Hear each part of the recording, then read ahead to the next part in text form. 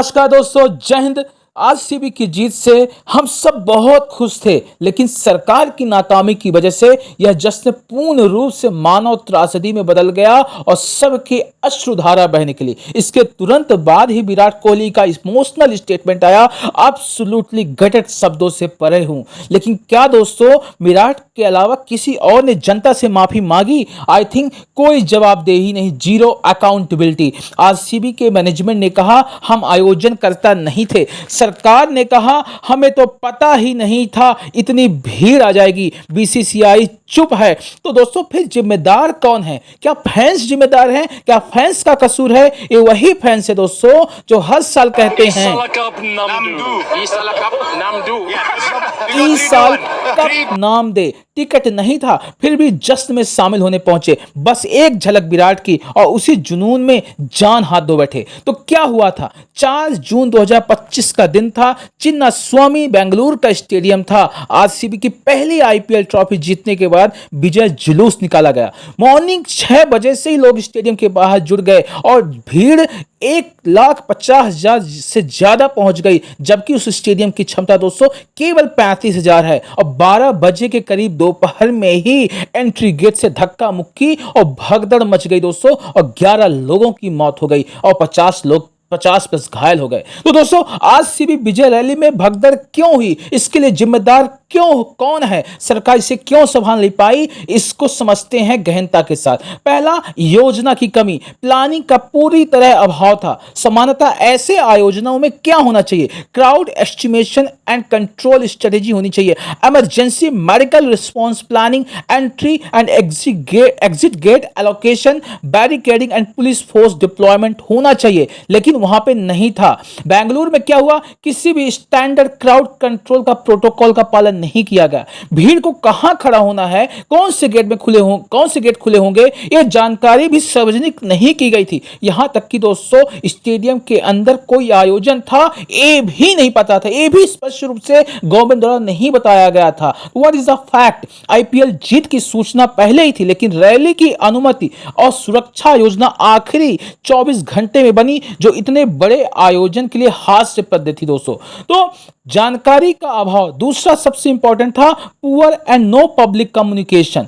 क्या होना चाहिए था? एक स्पष्ट और आधिकारिक सूचना अभियान, जिसमें TV, radio, social media, news portal के जरिए रैली की टाइमिंग, रूट, नियम आदि को बताना चाहिए था गवर्नमेंट को। लेकिन गवर्नमेंट ने क्या किया? लोगों को असंगत, विरोधाभासी, अधूरी जानकारी दी और सोशल मीडिया पर अलग अलग रूट, समय और आयोजन स्थल वायरल होते रहे। कोई सिंगल ऑफिशियल अनाउंसमेंट तक नहीं की गई, जिससे हजारों लोग अंदाजे से स्टेडियम पहुंच गए दोस्तों। और परिणाम क्या हुआ? भ्रम के कारण लोग सुबह 6 बजे से लेकर दोपहर 2 बजे तक स्टेडियम के बाहर भीड़ लगाकर के इंतजार कर रहे थे।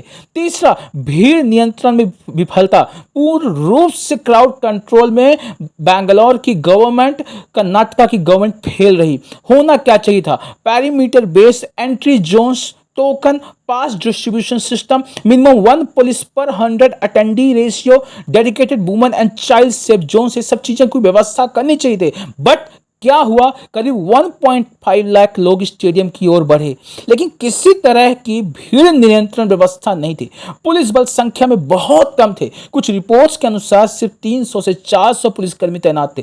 कई गेट्स टूट गए और लोग आपसी धक्का मुक्की में कुचल गए। तो तथ्य क्या है? एनडीएमए यानी नेशनल डिजास्टर मैनेजमेंट अथॉरिटी के गाइडलाइन के अनुसार ऐसे आयोजन में क्राउड सिमुलेशन ड्रिल अनिवार्य होती है, जो नहीं की गई गवर्नमेंट के द्वारा।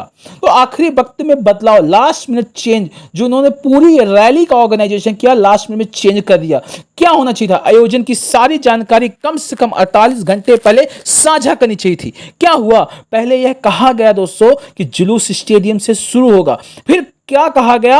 विधान सौदा से, फिर समय बदल गया। कुछ जगह सुबह 10 बजे बताया गया, कहीं दोपहर 12 बजे बताया गया। लोगों ने अपने समय अनुसार पहुंचने की कोशिश की, जिससे असंगठित और खतरनाक भीड़ जमा हो गई। परिणाम, एक समय में हजारों लोग एक साथ गेट पे पहुंच गए और जिससे बहुत बड़ी भगदड़ हो गई। Then what is the emergency response? क्या होना चाहिए था? बट उनका इमरजेंसी रिस्पांस भी फेल हो गया गवर्नमेंट को। एम्बुलेंस स्टैंड बॉय पर, मेडिकल टेंट, हेल्पलाइन और कंट्रोल रूम सक्रिय करना चाहिए था, लेकिन हादसे के बाद करीब 20 से 30 मिनट तक कोई एम्बुलेंस नहीं आई दोस्तों। एकदम मूवी जैसा है। लोगों को रिक्शा, बाइक और कैब से अस्पताल भेजा गया। कई घायलों को स्थानीय लोग, पत्रकार उठाकर ले गए, जो पूरी प्रशासनिक नाकामी दिखाता है दोस्तों। तीसरा, राजनीतिक दिखावा लेकिन जिम्मेदारी नहीं, पॉलिटिकल ड्रामा, पब्लिक सेफ्टी नहीं दोस्तों। क्या देखा गया? मंच पर नेता, मंत्री दिख रहे थे, माले पहन रहे थे, लेकिन भीड़ की सुरक्षा की जिम्मेदारी लेने वाला कोई नहीं था दोस्तों। हादसे के बाद नेता आए, घटना स्थल पर फोटो खिंचवाई और शोक जताया, लेकिन किसी ने जिम्मेदारी तक नहीं ली। तथ्य, अब तक किसी अधिकारी को निलंबित नहीं किया गया और ना ही किसी जांच आयोग की रिपोर्ट को सार्वजनिक की गई दोस्तों। अधिकारियों को नहीं, ये मंत्रियों को, नेताओं को निलंबित करना चाहिए मेरे हिसाब से दोस्तों। तो व्हाट इज द कंक्लूजन? यह हादसा एक सुनियोजित विजय रैली के नाम पर पूरी प्रशासनिक विफलता, राजनीतिक असंवेदनशीलता का उदाहरण बन गया है। 11 जाने गई हैं मासूमों की, वो भी फैंस की। 50+ घायल हुए हैं, लेकिन कोई जवाबदेह नहीं है दोस्तों। इन्हीं दुखद शब्दों के साथ मैं अपनी वाणी को विराम देता हूं दोस्तों। जय हिंद, जय भारत दोस्तों।